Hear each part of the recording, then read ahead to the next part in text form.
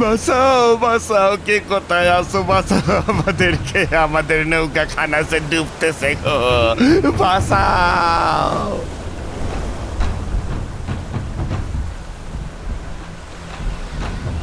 বুঝতে পারতেছি না, নৌকা খান ডুবতেছে গো। নৌকোটা জলের তোর সামলাতে না পেরে মাঝ নদী পক্ষে ডুবে গেল। কেউ রক্ষা পেল না, একেবারে ভরাডুবি। এ খবর গ্রামের লোকের কানে আসতেই গ্রামে আতঙ্ক ছড়িয়ে পড়ল। একই কাণ্ড বলো দেখি, এই নিয়ে কতবার যে এমনটা হলো তার হদিশ নেই। কেন মরাল মশাই, আপনি তো কয়েছিলেন যে সব ঠিক আছে, তাইলে এমনটা হচ্ছে কেন? জানি না ভাই কেন হচ্ছে, তবে আমার মন বলছে ওখানে কেউ আছে, কেউ নিশ্চিত রূপে আছে। কেউ নিস্তার পাবি না, কেউ না। এই স্থান আমার, এখানে সকলের প্রবেশ নিষিদ্ধ। বাঁচান, আমাদেরকে বাঁচান, জলপিশাচের কবল থেকে আমাদেরকে উদ্ধার করেন। এই ঘটনাটির পর অনেকগুলি দিন কেটে গেছে। তারানাথের স্বপ্নভঙ্গ হতেই তিনি উঠে বসলেন। এরপরে মা কালীর ঘরে ছুটে গেলেন। মাগো, হে ভবতারিণী, এ কেমন স্বপ্ন দেখালে মা? এ যে অনেক কাল আগেই ঘটে গেছে। মায়ের মুখের দিকে কিছুক্ষণ তাকিয়ে রইলেন তারানাথ। এরপরে চোখ বন্ধ করে এক মনে মা কালীকে স্মরণ করতে লাগলেন। আর ঠিক সেই সময়ই চারি এসে তার ঘরে প্রবেশ করল। বাবা, তুমি ঘুম থেকে উঠে পড়েছ? ভালোই হয়েছে, ওদিকে কাকাবাবুদের আসবারও সময় হয়ে গেছে। হ্যাঁ রে মা, আমি জানি। এই তো আমি যাচ্ছি, তুই ওদের সাথে একটু গল্প কর, আমি ততক্ষণে তৈরি হয়ে ওই ঘরে চলে যাব। চারি ঘর থেকে বেরিয়ে গেলে তারানাথ আরও কিছুক্ষণ এক মনে মা কালীর ধ্যান করতে থাকেন। এরপরে তিনি কিছুটা স্বাভাবিক অনুভব করলে কালো বর্ণের আলখাল্লাটি গায়ে দিয়ে বাইরের ঘরে প্রবেশ করেন। আর ঠিক সেই সময়ই কিশোরীয় বিভূতির কণ্ঠস্বর তার কানে আসে। আরে এই যে চারি, কেমন আছো? আমি ভালো আছি কাকাবাবু, তাড়াতাড়ি আসুন, এক্ষুনি আবার খুব ঝড় বৃষ্টি শুরু হবে যে। যা বলেছ, নাও চলো দেখি। ঠাকুরমশাই যে পুজোয় বসেছেন দেখছি, মা কালীর আরাধনা করছেন। হঠাৎ এই সময়ে তিনি মায়ের পুজো করছেন কেন? কোনোদিনও তো দেখিনি। আপনারা এখানে শান্ত হয়ে বসুন, বাবার মনের খেয়াল, কখন কি করেন কে জানে। তবে একটু আগে না একটা খুব ভয়ের স্বপ্ন দেখেছিলেন, সেই কারণেই বোধহয় মায়ের কাছে প্রার্থনা করছেন। আসলে বাবা যে খুব কালী ভক্ত। এই যে তোমরা দুটিতে তবে এসে পড়েছ। হ্যাঁ ঠাকুর মশাই, আমরা একেবারে নির্ধারিত সময় এসে হাজির হয়েছি। নিন আপনার পাসিং শো আর তেলে ভাজা। বাহ, বেশ ভালো তো দেখছি, তা তোমরাও তুলে নাও। বাইরে প্রবল ঝড় বৃষ্টি শুরু হয়ে গিয়েছিল। তারানাথ পাসিং শো এর প্যাকেট থেকে একখানা পাসিং শো বার করে তাতে আগুন ধরিয়ে ধোঁয়া ছাড়তে ছাড়তে বলল,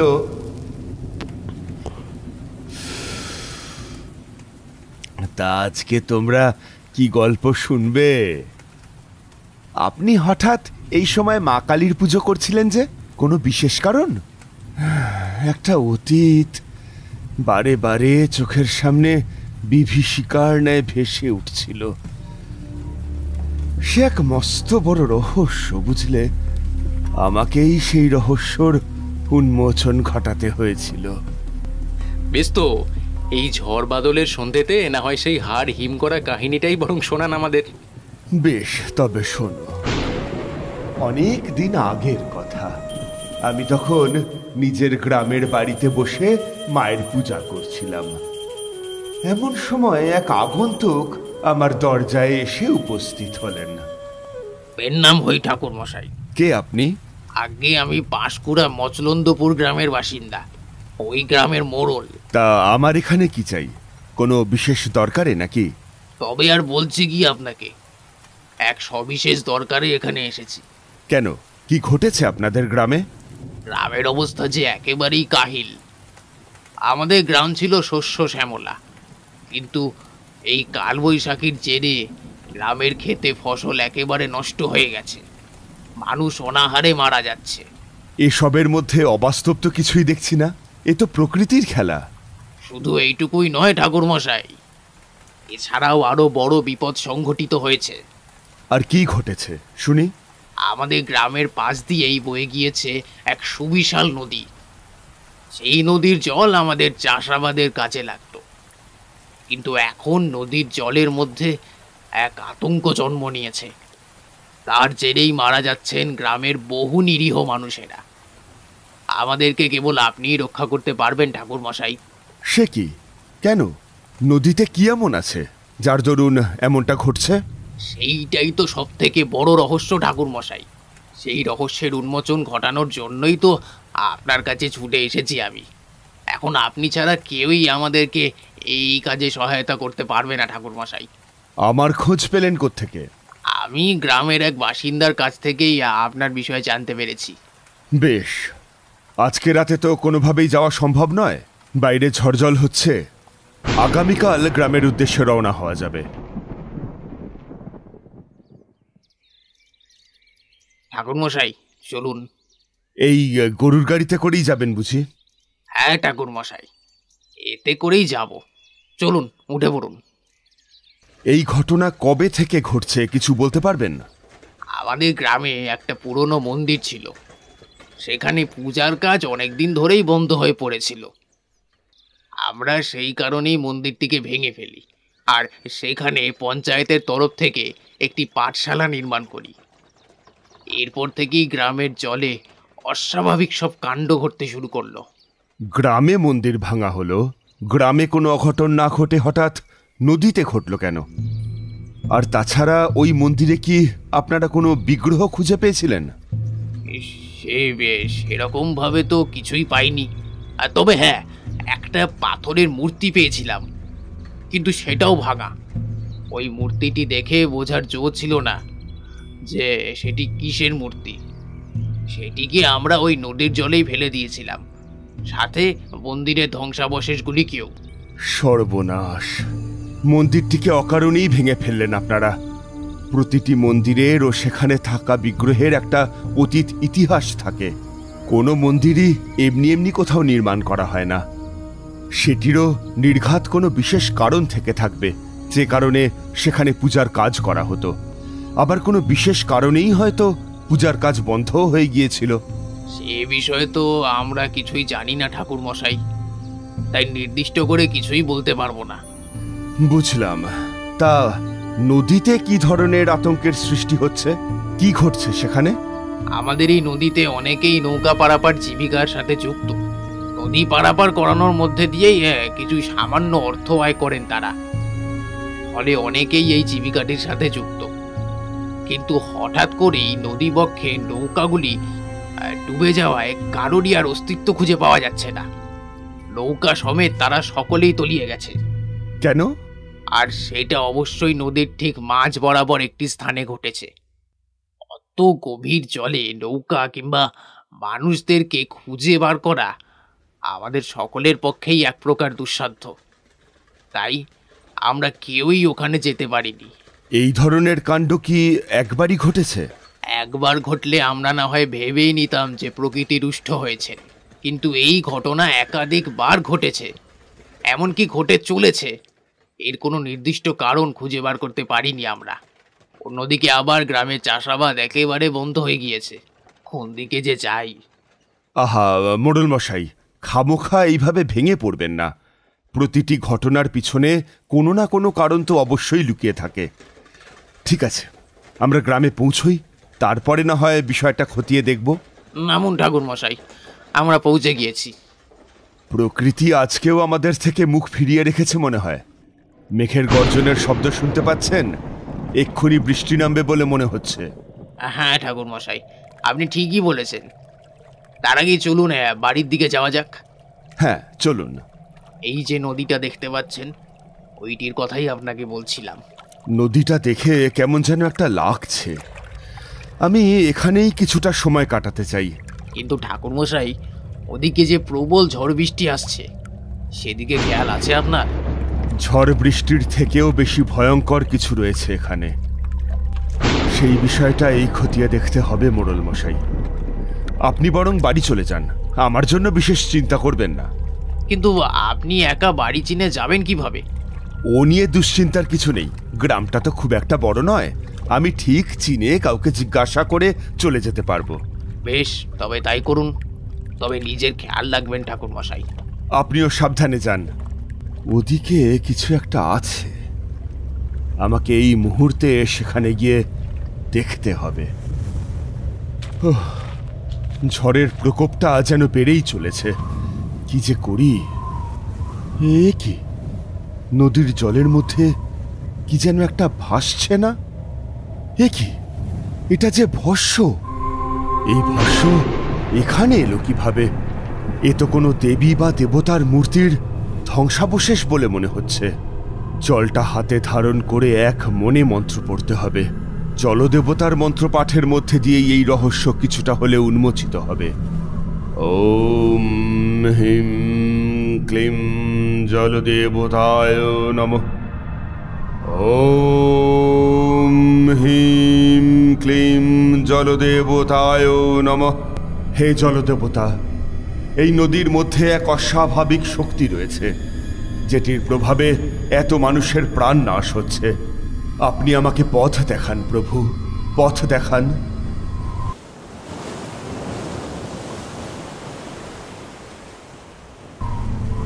তারানাথ, তুই এখানে এমনি এমনি আসিসনি, তোর নিয়তি তোকে টেনে এনেছে।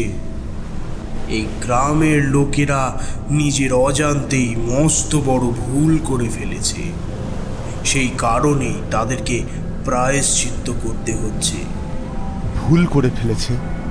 কি সেই ভুল জলদেবতা? এই গ্রামের সীমান্তে একটি মন্দির ছিল। পুরাকাল থেকেই সেখানে জল পিশাচের পুজো করা হতো। এর পূর্বে এখানে যারা বসবাস করতেন তাদের জল পিশাচকে পরিতুষ্ট রাখবার উদ্দেশ্যেই এই পুজো তারা করতেন। তারা মনে করতেন তিনি রুষ্ট হলে এই নদীর জল গোটা গ্রামকে গিলে খাবে। তাহলে কোন কারণে ওই মন্দিরের পূজার কাজ বন্ধ হয়েছিল? এই মন্দিরে মেয়েদের পুজোর কাজ করা একেবারে নিষিদ্ধ ছিল। শুদ্ধ ব্রাহ্মণ ব্যতীত কেউই এই কাজ করতে পারতেন না। একদিন ব্রাহ্মণ তার মেয়েকে বললেন, মারে, আমি বড়ই অসুস্থ, তুই এক কাজ কর, ভাইকে বল আজকের পূজার কাজ করে দিতে। বেশ বাবা। কি হয়েছে রে দিদি, তুই এমন হন্তদন্ত হয়ে এলি যে? বাবা আজকে মন্দিরের পুজোর কাজ করতে পারবেন না, উনি বড়ই অসুস্থ। মন্দিরের পুজো তো কোনোভাবে বন্ধ রাখা সম্ভব নয়। এখন তুই ছাড়া যে আর কোনো গতি নেই রে ভাই। বেশ, তুই চিন্তা করিস না, আমি আজকের পুজো করে দেব। আমি তো বাবার সাথে থেকে থেকে অনেক কিছুই আয়ত্ত করে ফেলেছি। বেশ, আমিও যাচ্ছি। ওখানে সময়ের মধ্যেই পুজো করতে হবে। একটি বার ত্রুটি হলে জলপিশাচ অসন্তুষ্ট হবেন আর তার কোপে ধ্বংস হবে এই গ্রাম। তাড়াতাড়ি চল, তাড়াতাড়ি চল, না হলে নির্ঘণ্ট পেরিয়ে যাবে ভাই। দিদি দিদি দিদি, আমায় সাপে কেটেছে, বাঁচা বাঁচা দিদি, বাঁচা, আমাকে বাঁচা। হে জলপিশাচ, হে তুমি কি করলে? এবারে যে সব শেষ হয়ে যাবে, সব শেষ হয়ে যাবে। ভাই ভাই, চোখ খুল ভাই, একবারটি চেয়ে দেখ আমার দিকে। ভাই, তুই আমার কথা শুনতে পাচ্ছিস ভাই? না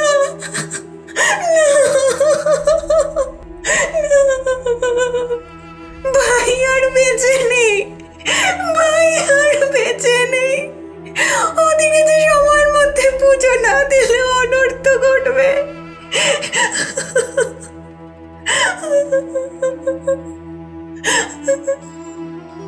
হে জলপিশাচ, তুমি আমাকে এভাবে ভঙ্গ করে কেন দিলে? এদিকে যে তোমার পুজোর সময় পেরিয়ে যাচ্ছে, আমার সব কিছু শেষ, সব কিছু শেষ। পুজো করার মতো অবস্থাতেও আমি নেই। কিন্তু পুজো না করলেও যে গ্রামের মানুষেরা সকলে শেষ হয়ে যাবেন।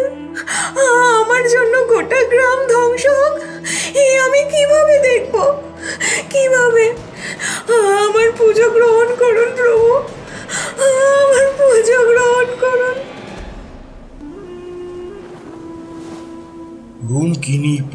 কাজ শুরু করে। মেয়েদের হাতে পূজা কোনো দিনও গ্রাহ্য হয় না। তেজে ফেটে পড়েন জলপিশাচ। নদীতে বান আসে। নদীর জল পাহাড় সমান উচ্চতায় পৌঁছে যায়, আর সেটি ধেয়ে আসতে থাকে এই গ্রামের দিকে। চোখের নিমিষে গোটা গ্রাম ভেসে যায়। যারা বেঁচে থাকেন তারাও পরে অনাহারে মারা যান। এর অনেক বছর পর এই গ্রামে পুনরায় জনবসতি গড়ে ওঠে, কিন্তু ওই মন্দিরটি ওইভাবেই ধ্বংসস্তূপের ন্যায় থেকে যায়। তারপর কি ঘটল জলদেবতা? তারা অজান্তেই সেটিকে ভেঙে সেখানে পাঠশালা নির্মাণ করান, আর নদীবক্ষে মন্দিরের ধ্বংসাবশেষ সহ বিগ্রহের ভঙ্গপ্রায় অংশগুলিকেও ছুঁড়ে ফেলে দেন। বুঝতে পেরেছি, এর প্রভাবেই জলপিশাচ আবার জেগে উঠেছেন, আর এই গ্রামবাসীদের উপরে তিনি ক্ষুব্ধ হয়ে পড়েছেন। জলপিশাচ এখন নদীর বক্ষে অবস্থান করছেন। তাকে শান্ত করা এত সহজ কাজ নয়। সাধারণ মানুষের পক্ষে এই কাজ সম্ভব হলে তারা কবেই করে ফেলতেন। এর জন্য প্রয়োজন একজন শুদ্ধ ব্রাহ্মণের। তার পুজোয় পরিতুষ্ট হলে তবেই তিনি শান্ত হবেন। আমি কিভাবে এই কাজে সফল হব জলদেবতা? আমাকে এই কাজে সফল হতেই হবে, তা না হলে যে গ্রামের সকল মানুষের প্রাণ যাবে। ওই জল পিশাচের দৌরাত্মের কারণেই কোপ পড়েছে গোটা গ্রামে। তাই সব ধূলিসাৎ হয়ে গিয়েছে। ক্ষেত খামার সব কিছু শুকিয়ে গিয়েছে। বাঁচার আর কোনো উপায়ও অবশিষ্ট নেই। বেশ, আমাকে দয়া করে বলুন কি করে আমি তার রোষকে শান্ত করতে পারি।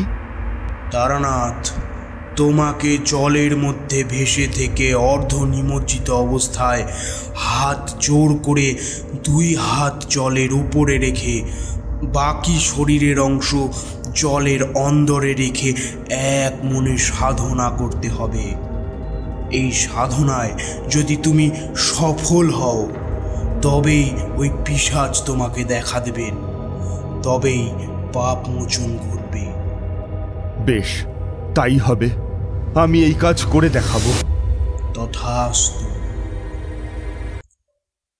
মোড়ল মশাই, এত কিছু ঘটেছে।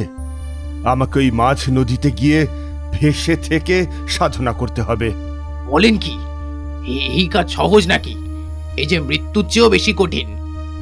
এই কাজে আপনার প্রাণও যেতে পারে ঠাকুর মশাই। ওই জলে কুমির রয়েছে, যে কোনো সময় আপনাকে আছড়ে কামড়ে একেবারে শেষ করে দিতে পারে। আপনার শরীরটার আর কোনো অস্তিত্বই খুঁজে পাওয়া যাবে না। অনেক সময় নিজের স্বার্থের কথা ভুলে গিয়ে কেবল সাধারণের জন্য সচেষ্ট থাকতে হয়, আর বাকিটা ঈশ্বরের উপরে ছেড়ে দিতে হয়। যদি আমার ভক্তিতে কোনো খাদ না থাকে তাহলে আমি ঠিকই সফল হব। আপনারা নদীর মাঝে যাওয়ার ব্যবস্থা করুন। বিলে, তুই ঠাকুর মশাইকে আগামীকাল নদীর মাঝে নিয়ে যাবি।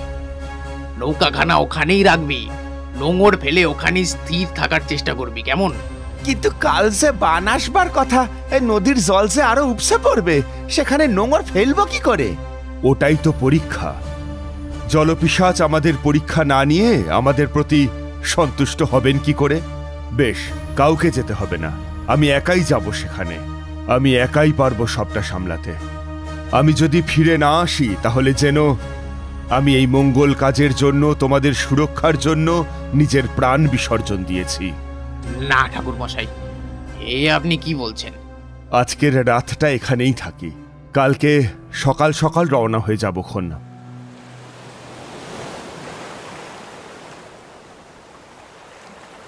নদীর জলে যে সকাল থেকেই বান এসেছে, জল যে একেবারে উত্তাল হয়ে উঠেছে।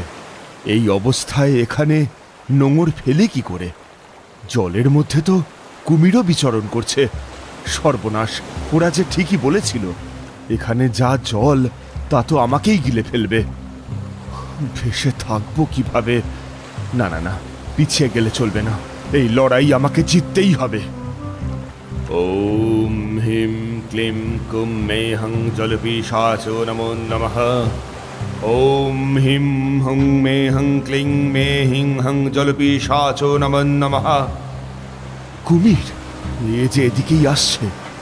না, আমার ভয় করলে চলবে না, মন্ত্র পড়ে যেতে হবে।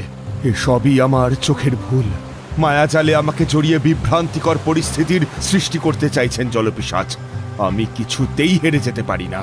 ওম হিম ক্লিম কুম মে হং জলপিশাচো নমো নমঃ। ওম হিম হুং মে হং ক্লিং মে হিং হং জলপিশাচো নমো নমঃ। কি ভয়ঙ্কর ঢেউ! জলের তোর সামলাবো কিভাবে? কে আমার পা ধরে টানছে? ছেড়ে দাও, ছেড়ে দাও আমার পা।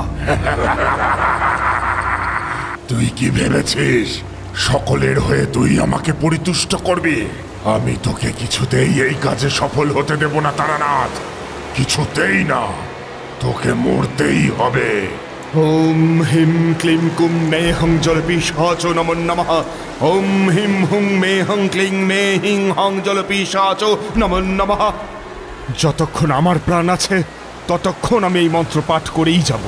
দেখি দেখি কে আমাকে শেষ করে। ওম হিম ক্লিম কুম মে হং জলপিশাচো নমো নমঃ। ওম হিম হুং মে হং ক্লিং মে হিং হং জলপিশাচো নমো নমঃ। এ কি ঝড় বৃষ্টি সবকিছু থেমে গেল কিভাবে? নদীর জলও এত শান্ত হয়ে গেল কি করে? কুমিরের পেট ফেটে বেরিয়ে এলেন জলপিশাচ। তোর সাধনায় ও ভক্তিতে আমি সন্তুষ্ট হয়েছি তারানাথ। তোকে আমি হাজার চেষ্টা করেও ভয় দেখাতে পারিনি। তুই একজন প্রকৃত সাধক ও সৎ মানুষ। বল, কি বর চাস তুই? তুই যা চাইবি তাই পাবি। বেশ, আমি গ্রামের মানুষদের সুরক্ষার জন্যই এই সাধনায় ব্রতী হয়েছিলাম। আপনি তাদেরকে ক্ষমা করে দিন। গ্রামের পরিবেশটিকে আবার পূর্বের অবস্থায় ফিরিয়ে দিন, এটুকুই অনুরোধ। বেশ, তুই যা চাস সেটাই হবে। ওই মন্দির পুনর্নির্মিত হবে, আর সেখানে নিয়মিত আমার পূজার কাজ সম্পন্ন হবে। আমি সেই নৌকোখানা খুঁজে পেয়েছিলাম। এটি কোনো চমৎকারের চেয়ে কম ছিল না। আমি যে বেঁচে ফিরতে পারবো সেটাই আমার কাছে সব থেকে বড় পাওনা ছিল। এরপরে আমি নদী পেরিয়ে গ্রামে ফিরে আসি। জয় হোক, তারানাথের জয় হোক। ওই পাঠশালা ভেঙে সেখানে মন্দির পুনর্নির্মাণের আদেশ দিয়েছেন জলপিশাচ।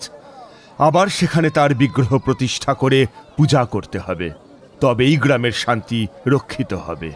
আপনি যা বলবেন তেমনটাই হবে ঠাকুর মশাই। সেইখানে মন্দিরটির পুনর্নির্মাণ করা হলো। এরপরে এক বিশিষ্ট ব্রাহ্মণকে মন্দিরের পূজার কাজ সঁপে দিয়ে আমি গ্রামে ফিরে এসেছিলাম। এই ছিল সেই কাহিনী। বিগ্রহটি কে নির্মাণ করেছিল ঠাকুর মশাই? আমি জলপিশাচকে নিজের চোখে দেখেছিলাম। সেই আদলেই মূর্তিটি গড়তে বলেছিলাম। ওরাই মূর্তি নির্মাণের কাজ করে দিয়েছিল। সত্যিই ঠাকুর মশাই, আপনি ধন্য মানুষ। নিজের জীবনের এত বড় ঝুঁকি থাকা সত্ত্বেও আপনি পিছিয়ে আসেননি। আপনাকে প্রণাম। আজ আমরা উঠি, আবার কোনো একটা দিন এসে আপনার সাথে বসে আড্ডা দিয়ে যাব। বেশ বেশ, ঝড় জলে সাবধানে যেও। তোমাদের অপেক্ষায় রইলাম হে। আমাদের এই গল্প যদি আপনাদের ভালো লেগে থাকে তাহলে অবশ্যই লাইক করবেন এবং শেয়ার করবেন। আমাদের এই চ্যানেলটিকে তো আপনারা আগে থেকেই সাবস্ক্রাইব করেছেন, শুধু বেল আইকনটি টিপে নোটিফিকেশন অন করে দিন, যাতে আমাদের পরবর্তী কাজগুলোর খবর আপনাদের কাছে সবার আগে পৌঁছয়। ধন্যবাদ।